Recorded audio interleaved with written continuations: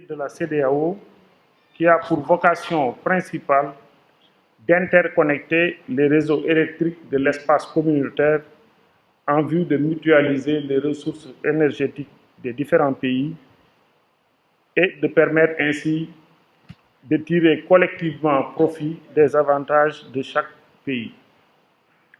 Dans cette perspective, le Sénégal entend jouer pleinement son rôle et profiter au maximum de la flexibilité que lui offrira le marché de l'électricité de la sous-région.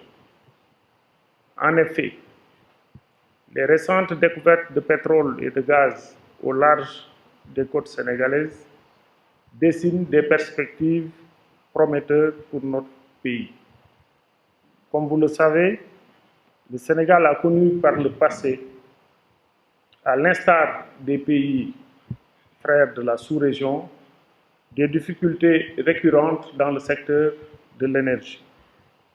Mais il est aujourd'hui heureux de constater que cette situation, depuis 2012, est en passe de devenir un mauvais souvenir grâce à l'élaboration et à la mise en œuvre d'une nouvelle lettre de politique de développement du secteur de l'énergie qui traduit en la matière la vision de M. le Président de la République qui, à travers le plan Sénégal émergent, lancé en 2014, a donné au secteur une nouvelle impulsion.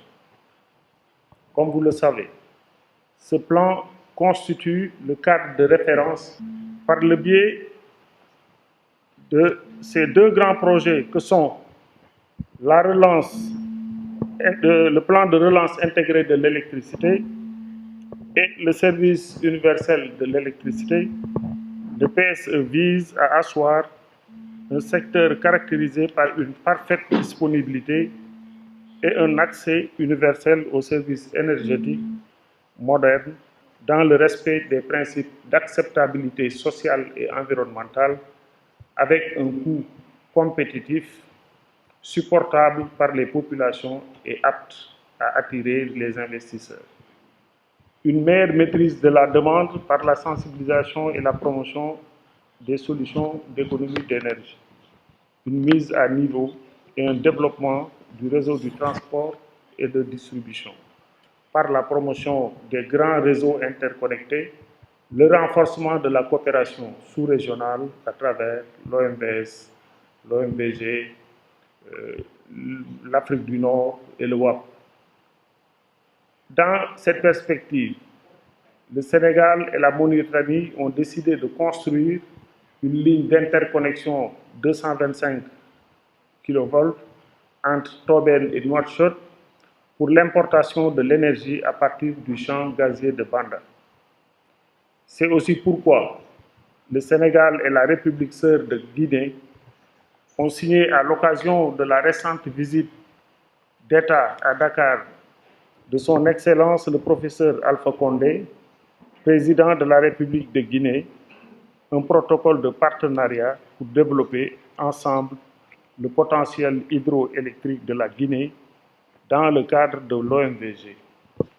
Il s'y ajoute naturellement le WAP qui, à travers son plan d'affaires 2016-2019, ambitionne d'accélérer la réalisation des projets d'investissement à travers la mise sur pied d'un centre d'information et de coordination.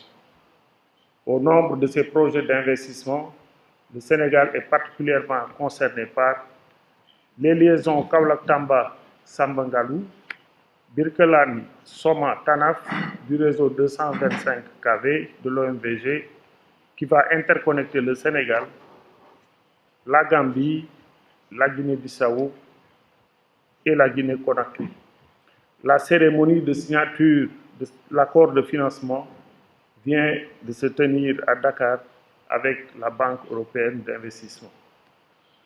La liaison Tambacounda-Kaï de l'OMVS, le poste 225 kV de Tambacounda constituera pour le Sénégal l'interconnexion entre le réseau 225 kV de l'OMVS et celui de l'OMVG. L'RL.net, s'informer en temps réel. Site d'information exclusive numéro 1, www.lerl.net. Un nouveau look de l'RL.net, une valeur sûre du journalisme en ligne. 12 journalistes, des reporters sur le terrain, dont des anciens éléments, des renseignements généraux pour les investigations, des enquêtes fouillées, des reportages chocs et une rubrique People riche en infos, sans oublier la Web TV. L'RL.net, s'informer en temps réel.